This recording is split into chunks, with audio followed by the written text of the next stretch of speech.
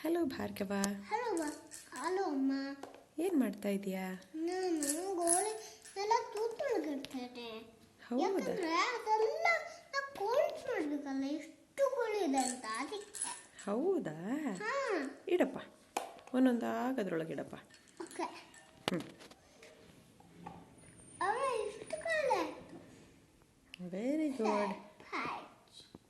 ಹೆಂಪಂಗಿ shop ಹಾಕಿ ಇವಾಗ ಏನು ಮಾಡ್ತೀಯಾ? ಟ್ರಾನ್ಸ್ಫರ್ ಮಾಡ್ತೀಯಾ ಒಂದಿಂದ ಇನ್ನೊಂದಕ್ಕೆ? Okay.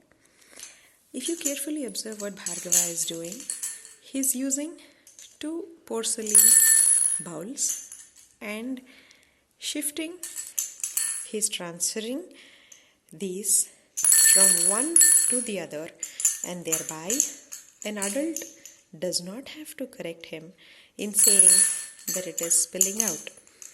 This improves self-correction. If it spills anywhere other than the bowl, he knows to correct himself. Very, very good. Very nice. ಸೊಪ್ಪು clean ಮಾಡಕ್ಕೆ ಏನು ಮಾಡಬೇಕು? ನೀರೊಳಗೆ ಹಾಕಬೇಕು. ಇದು ರಬ್ಬರ್ ಶೀಟ್ ಅಂತ ಅಮ್ಮ. ಅದು ತುಂಬಾ ಹಾಸ್ಕೊಂಡೇನಾದ್ರು ಗೊತ್ತಾ? ಅದು ಹಾಸ್ಕೊಂಡ್ರೆ ನಾವು ಮಲ್ಕೋಬಹುದು. ಏನು ಮಾಡ್ತಿದ್ಯಾ? ನಾನು ಸ್ಟ್ರೈನ್ ಮಾಡ್ತಾ ಇದ್ದೀನಿ.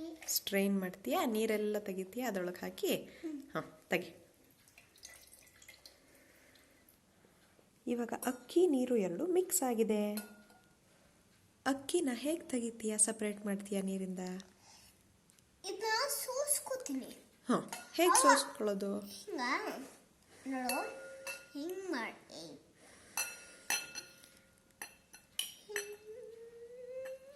Very good. ಅಕ್ಕಿ ಎಲ್ಲ ಮೇಲಿದೆ, ಆಮೇಲೆ ಮತ್ತೆ ನೀರೆಲ್ಲ ಕೆಳಗಿದೆ. Very good. ಅದೇನದು? ಪಪ್ಪಾಯ ಬೀಜನ ನಾನು ಹಿಂಗೆ ಒಳಗೆ ಹಂಗೆ ತಗೋ ಅದನ್ನ ಅಲ್ಲಿಂದ. As you can see, this is called a spooning activity.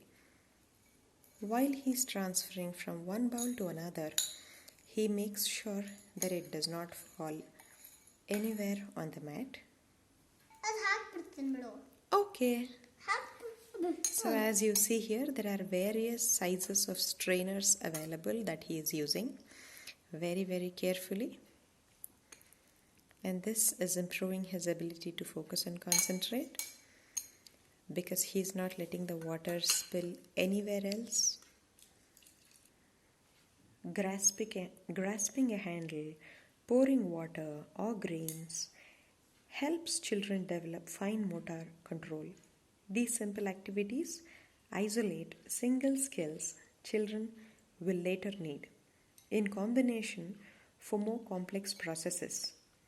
One principle behind the activities designed here is that control of error be evident.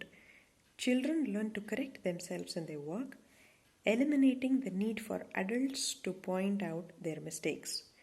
In this spirit, most of the items we've used here, even if it is breakable, it does not really matter.